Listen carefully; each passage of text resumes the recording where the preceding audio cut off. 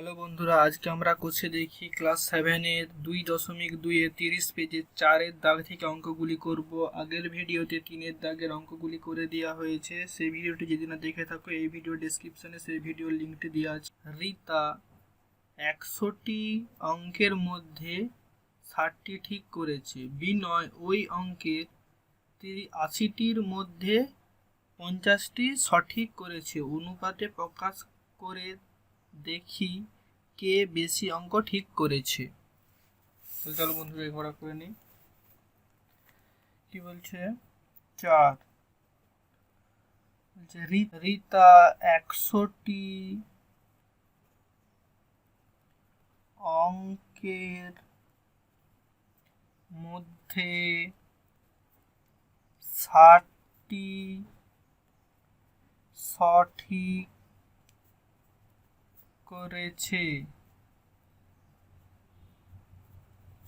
অতএব রীতা সঠিক অঙ্ক করেছে।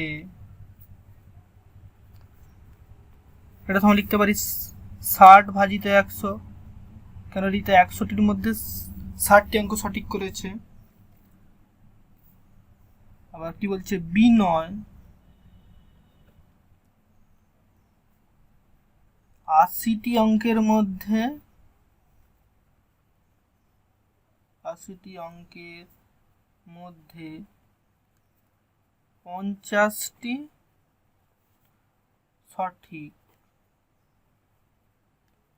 সঠিক করেছে। অতএব বিনয়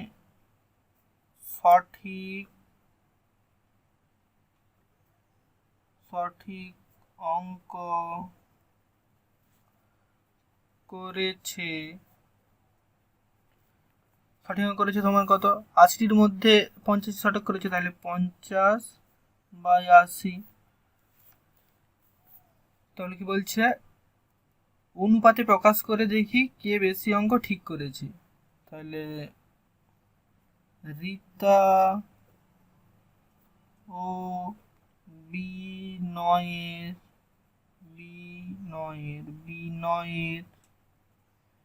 সঠিক অঙ্কের অনুপাত প্রকাশ করে পাই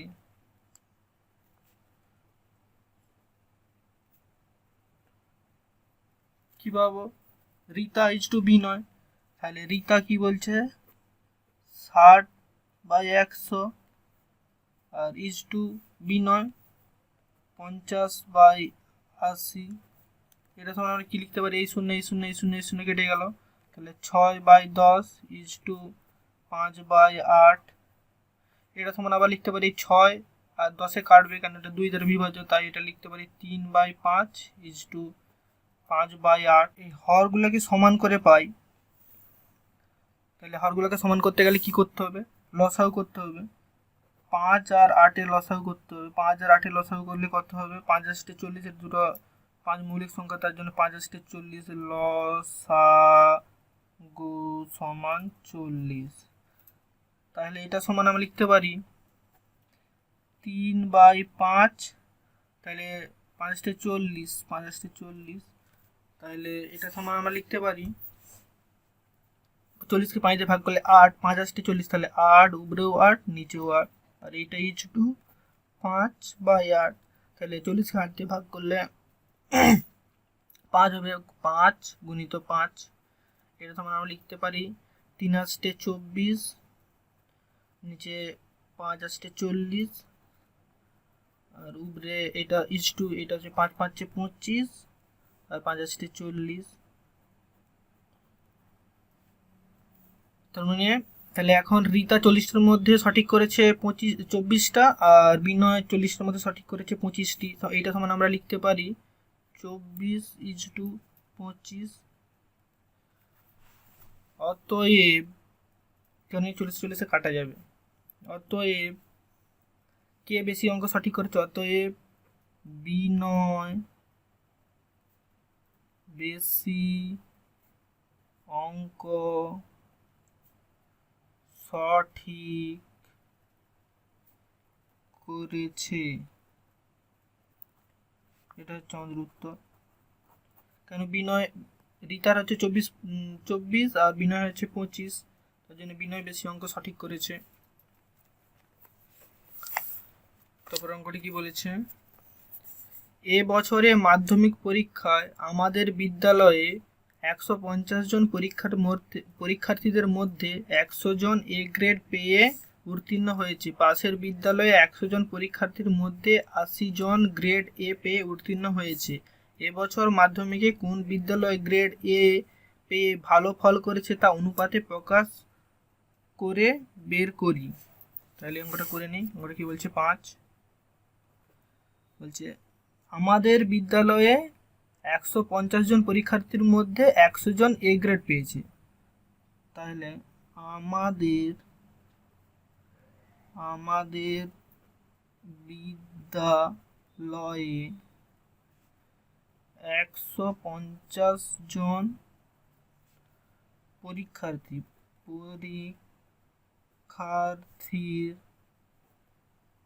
মধ্যে 100 জন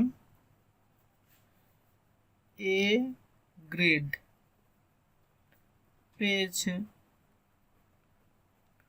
অতএব আমাদের বিদ্যালয়ে এ গ্রেড পেয়েছে সমান, অতএব আমাদের বিদ্যালয়ে এ গ্রেড পেয়েছে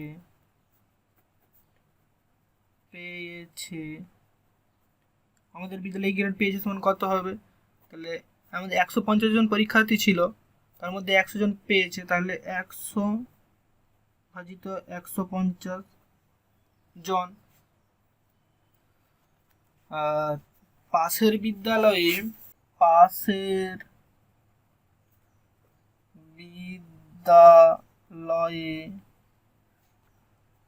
100 জন পরীক্ষার্থীদের মধ্যে 80 জন এ গ্রেড পেয়েছে। তাহলে 100 জন পরীক্ষার্থীর মধ্যে 80 জন এ গ্রেড পেয়েছে। অতএব পাশের বিদ্যালয়ে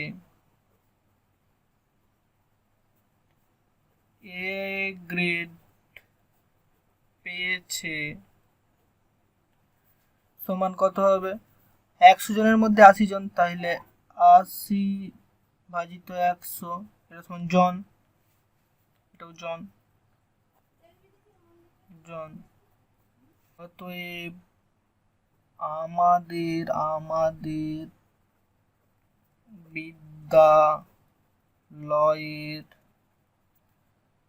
এ গ্রেড ও পাশের বিদ্যালয়ের এ গ্রেড এর অনুপাত এ প্রকাশ করে পাই।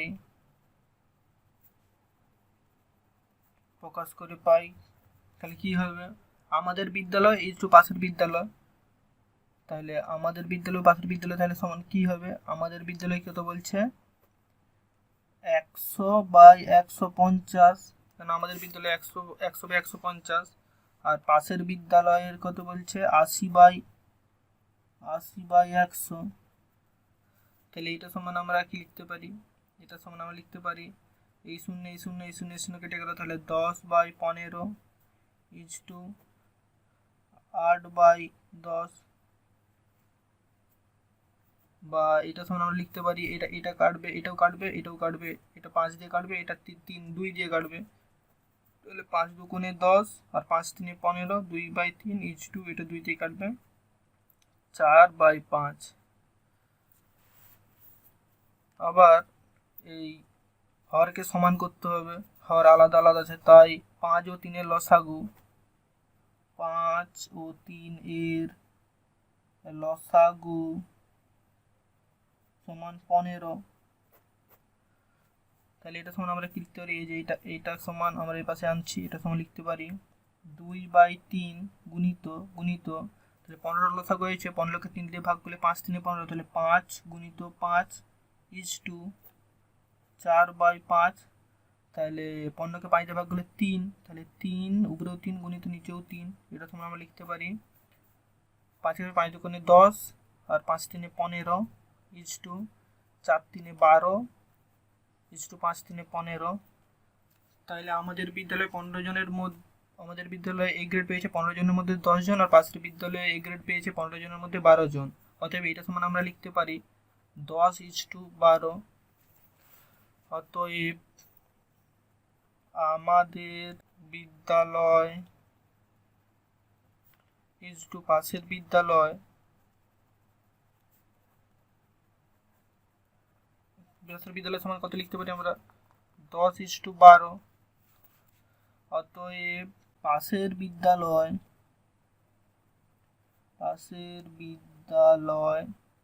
বেশি এ গ্রেড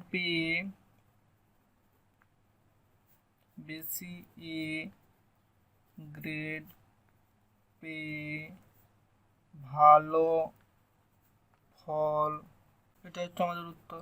চলো বন্ধুরা এরপর অঙ্কটা করে নিই। এরপর অঙ্কটা 6 কি বলছে, দুটি বাড়ির দামের অনুপাত 4:3 এবং দ্বিতীয় বাড়ির দাম 4,20,000 টাকা। প্রথম বাড়ির দাম কত হিসেব করি। প্রথম বাড়ির দাম যদি 70,000 টাকা বেশি হতো তবে তাদের দামের অনুপাত কত হতো দেখি। তাহলে কি বলছে, দুটি বাড়ি দামের অনুপাত হচ্ছে 4:3। দুটি বাড়ির দামের অনুপাত সমান 4:3। তাহলে প্রথম বাড়ি ইজ টু ধরি, তাহলে প্রথম বাড়ি ইজ টু দ্বিতীয় বাড়ি সমান 4:3। অতএব প্রথম বাড়ি ইজ টু দ্বিতীয় বাড়ি সমান 4:3। তাহলে ধরি প্রথম বাড়ির মূল্য সমান 4x টাকা এবং দ্বিতীয় বাড়ির মূল্য সমান 3x টাকা।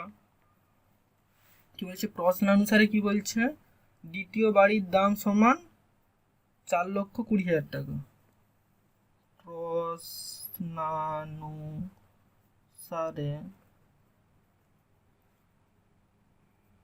দ্বিতীয়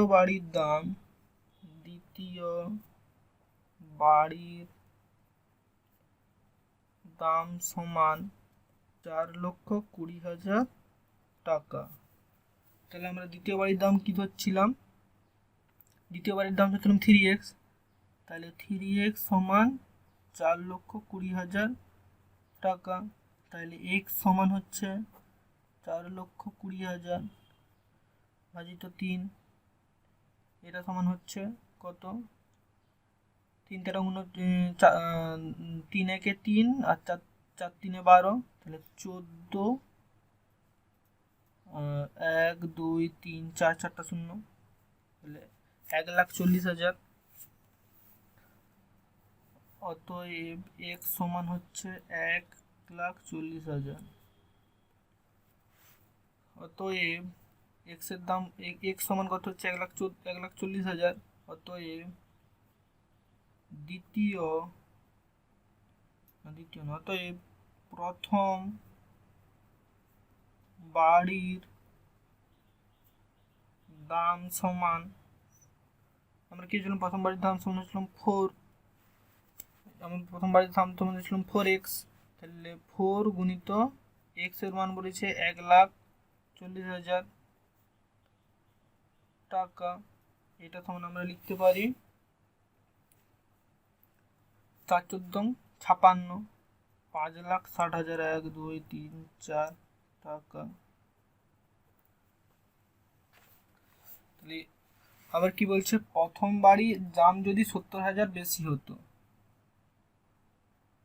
আবার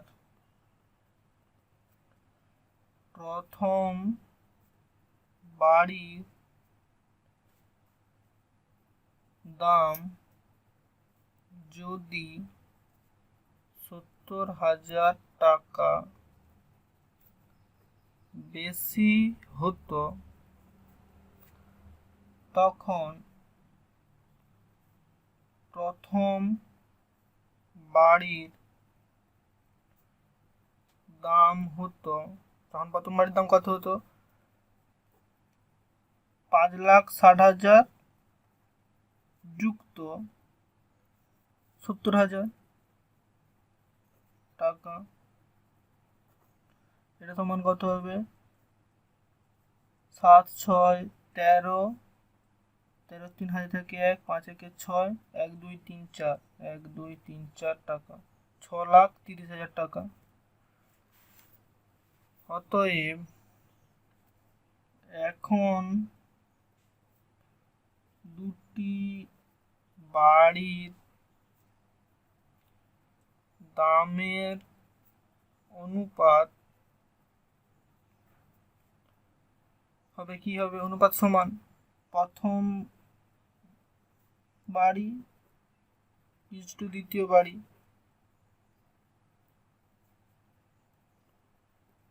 প্রথম বাড়ির মূল্য ইজ টু দ্বিতীয় বাড়ির মূল্য।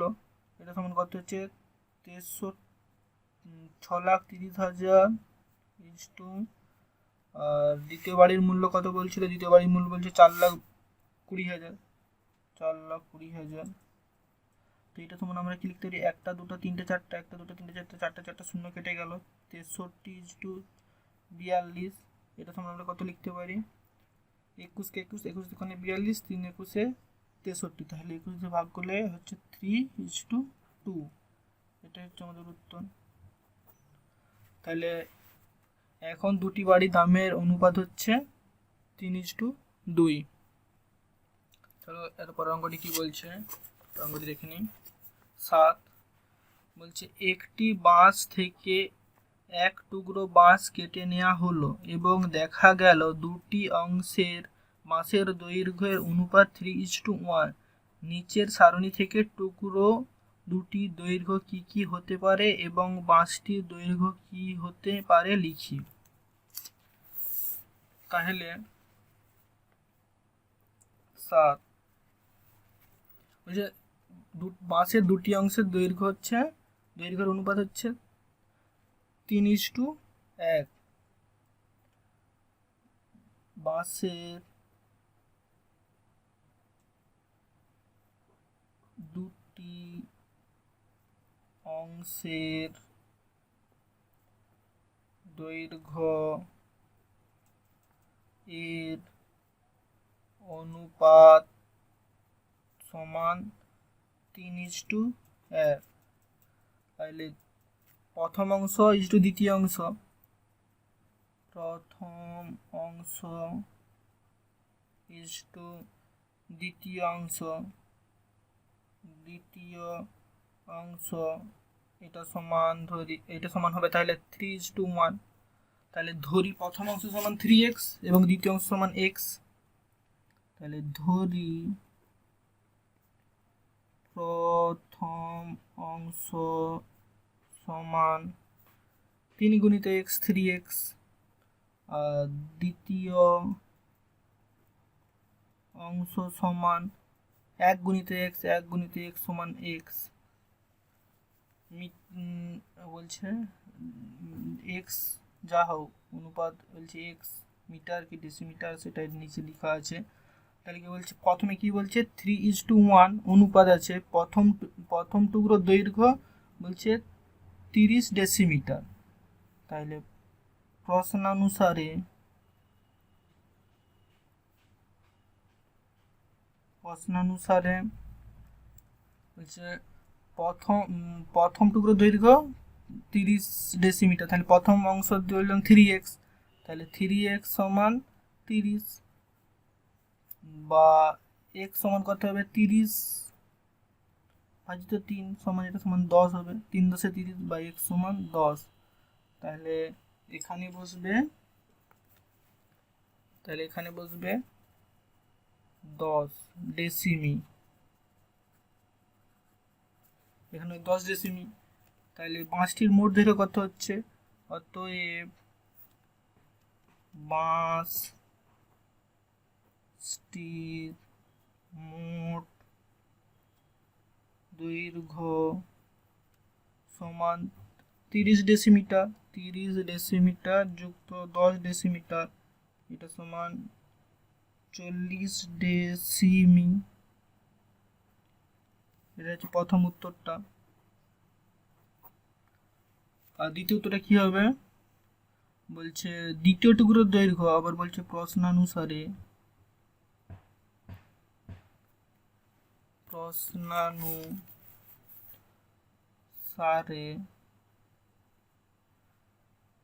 বলছে দ্বিতীয় টুকরোর দৈর্ঘ্য সমান বলছে 15 ডেসিমিটার, তাহলে দ্বিতীয় অংশের দৈর্ঘ্য দেখেছিলাম x, তাহলে x সমান হচ্ছে 15, তাহলে প্রথম টুকরো দৈর্ঘ্য কত হবে, প্রথম টুকরো ধরছিলাম 3x, তাহলে প্রথম টুকরোর দৈর্ঘ্য